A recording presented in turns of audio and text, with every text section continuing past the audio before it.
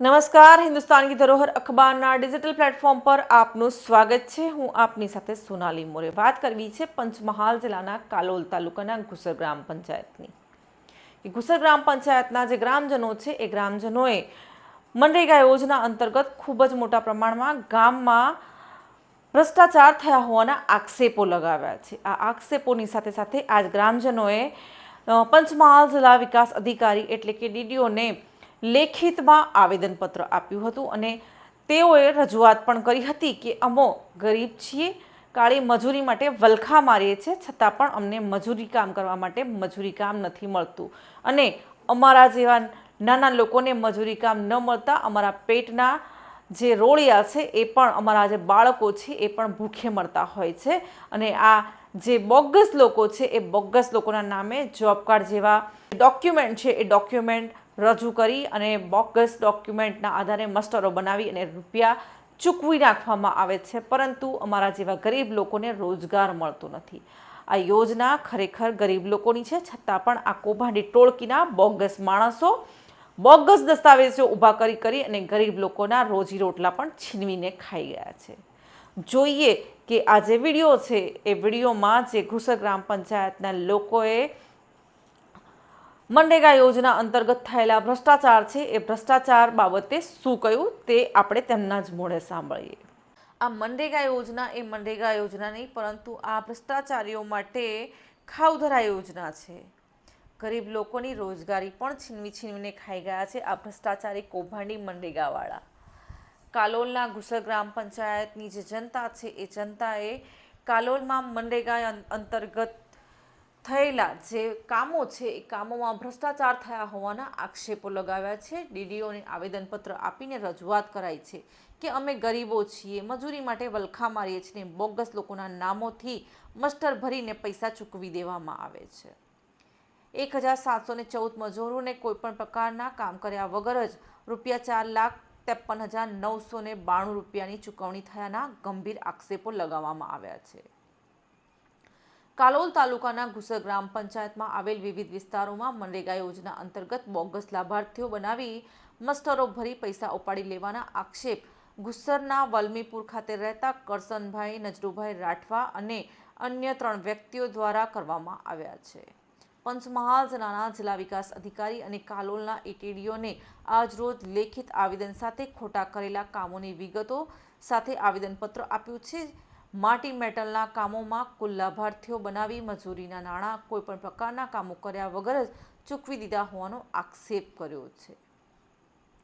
મનરેગાના કુલ 4 કામોમાં આમ સમગ્ર કામગીરી દરમિયાન 1714 શ્રમજીવીઓ બતાવી કુલ ₹4,53,992 રૂપિયાનું ચૂકવણું કરવામાં આવ્યું છે તેવા આક્ષેપ કરતા ગરીબ લોકોએ એ પણ જણાવ્યું કે અમો ગરીબ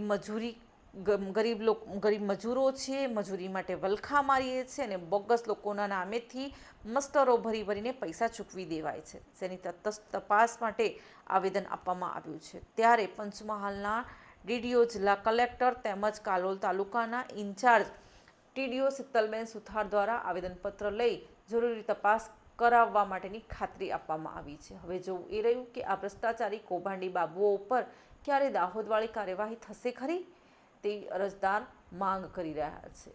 આખા કાલોલમાં અને ખાસ કરીને વેજલપુર ગામમાં પણ મનરેગા યોજનાના કામોની તપાસ કરવામાં આવે તો કાલોલ તાલુકામાં જે વેજલપુર ગામ છે એ ભ્રષ્ટાચાર કરવામાં મોખરે સ્થાન મેળવતું ગામ છે, તેમાં કોઈ નવાઈની વાત નથી।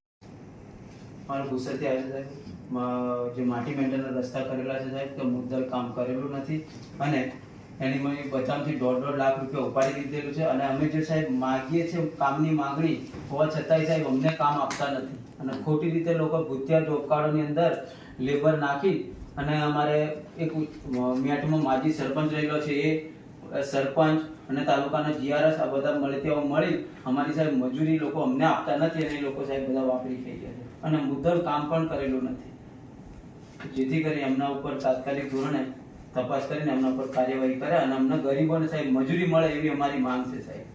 અને સાહેબ અમારે મજૂરી ના મળે એટલે સાહેબ અમારે કાઠિયાવાડ ગામ ઘુસર, તાલુકો કાલોલ, જિલ્લો પંચમહાલ. મનરેગા યોજનાની અંદર માટી મેન્ટલ રસ્તાનું કામ છે. ખુમાનભાઈના ખેતર તરફ જતો રસ્તો. આ રસ્તા ઉપર કશી પણ કામ કર્યા વગર લાખ રૂપિયા ઉપર લેબર ઉપડી ગયેલ છે. તો જેથી કરીને આ તંત્રને હું એવું ધ્યાન દોરાવું છું કે વહેલામાં વહેલી તકે મટીરિયલ નાખે અને કામ પૂર્ણ કરે એવી મારી આશા છે. અને જેથી કરીને આ અધિકારીઓ વહેલીમાં વહેલી તકે આ કામ પૂર્ણ કરે એવી મારી નમ્ર વિનંતી છે. આ ખુમાનભાઈના ખેતર તરફ જતો રસ્તો ભૈરવ દાદા તરફ જતો રસ્તો માટી મેન્ટલનું કામ મનરેગા યોજનામાં મંજૂર થયેલ છે, પણ કામ કર્યા વિના જ આ રસ્તાનું લેબર ઉપાડી લીધેલ છે. તો જેથી કરીને મારે એવું કહેવું છે તંત્રને કે વહેલામાં વહેલી તકે આ મટીરિયલ નાખે અને વહેલામાં વહેલી તકે આ અમારી સમસ્યા દૂર થાય એવી હું આશા રાખું છું.